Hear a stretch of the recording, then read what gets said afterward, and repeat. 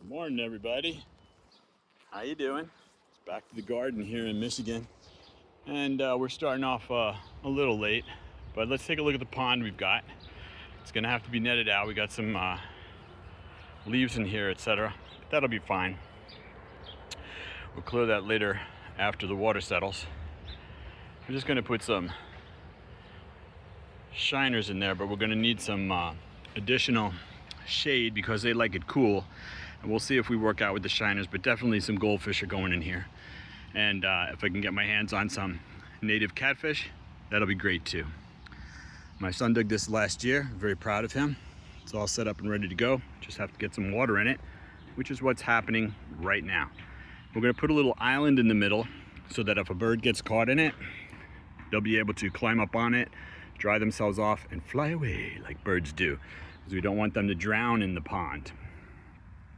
Just using a regular hose. This is some plastic, construction plastic that we picked up from the construction store.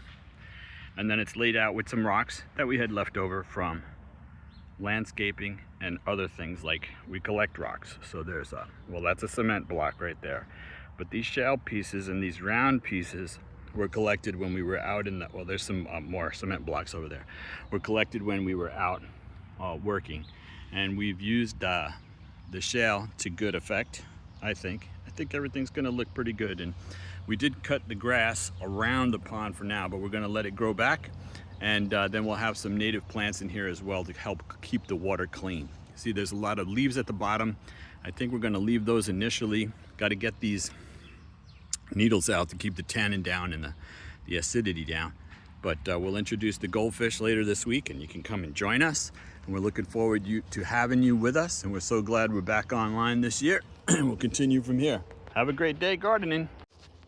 Well, it's June. And here are the roses coming out. We have some nice, beautiful red roses coming out. Does anybody know what kind of roses these are? If you could let me know, I'd really appreciate it. We're gonna have someone cut a few later and bring them into the house. Their scent is just magnificent. This is growing up next to the garage, and as you can see, it's generally been untended this year, and it's just enjoying itself. The grass has been cut around it. Because it's grown for a few years and we kept the weeds down below it, it's taking care of itself down there, so that's just wonderful. So it's got room to grow, it's taken the nutrients out that it needs, and this year it's producing just a wonderful, wonderful amount of roses. We have a fly in here.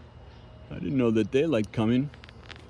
But we're looking for the bees. We'll be waiting for them. We have the American bee comes here. Very small bee, really tiny. This is on a milkweed plant. That's not a bee. I wonder what kind of insect that is. And I'm still wondering what kind of rose this is. So if you could let us know, I'd really appreciate it. You can put it down in the comments, and then we'll share it with everybody, and then we'll know what's going on with these roses here and what to do to take the next step with them. That is just amazing. Just beautiful. Well, thanks for joining me, and it's great to be back gardening here in Michigan. Please tell us how you're gardening nearby you. Ooh, here's some more roses for you. Yeah. Have a great day. Here's our cat, and our cat comes outside in the garden, but we don't leave him out all the time. And I've spoken with him directly about going after the birds, and he really doesn't do that. We keep him well fed in the home. And when he comes out, he usually basks in the sun and doesn't do any hunting. How about your cat? Are you having problems with your cat hunting? We have a lot of birds here, as you might be able to hear. And we have squirrels. Still, our cat does such a wonderful job at not going after them, don't you, huh? What a good boy. Come here. Yeah.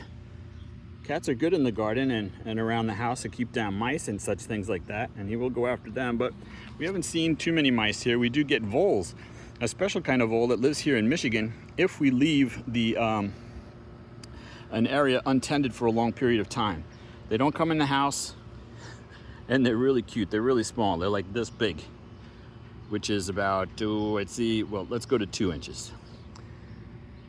They look like mice, but they like living out here.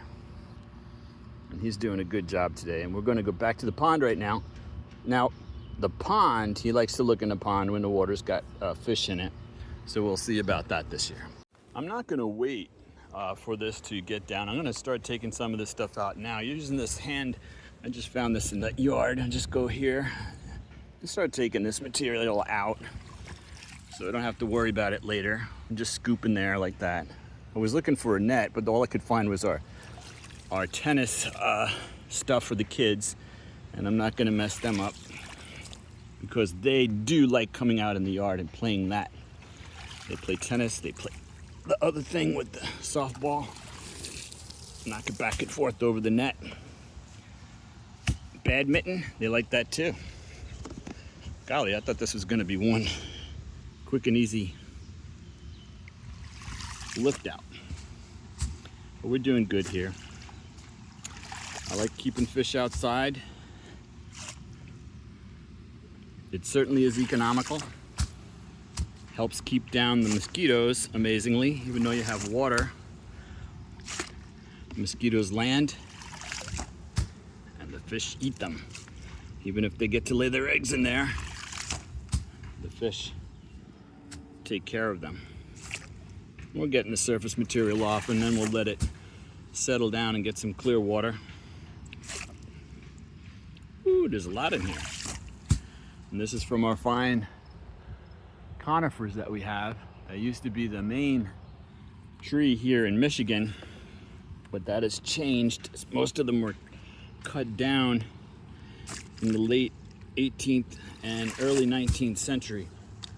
One amazing bit of information is when the colonists came here back in the 1700s, most of the trees, that's the train going to Chicago, that's the Amtrak. Most of the trees were the same height, about 200 feet tall. They were also about 200 years old. And I'm talking about the majority of them from here in southeast Michigan all the way up to the Upper Peninsula. And that's still a mystery. How did that happen exactly? And I would reckon the trees down into Ohio and wherever they grew out west into Illinois and down into Indiana, which was a great swamp. They called it the Northern Everglades. Indiana was generally covered by about 2 feet of water from one end to the other, with high points here and there.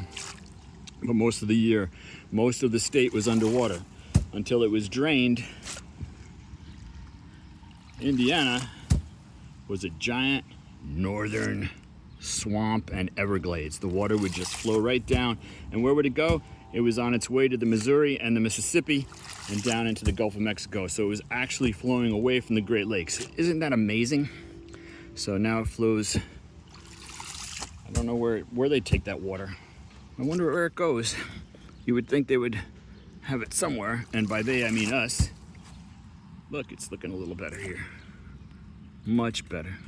If you got any information about those conifer trees and the fact that they were all the same size and the same age, please send that along.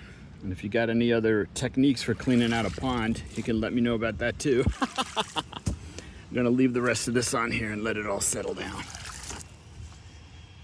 Just about up to the edge with the water. And we're doing good today. That's a nice start off. Thanks for joining.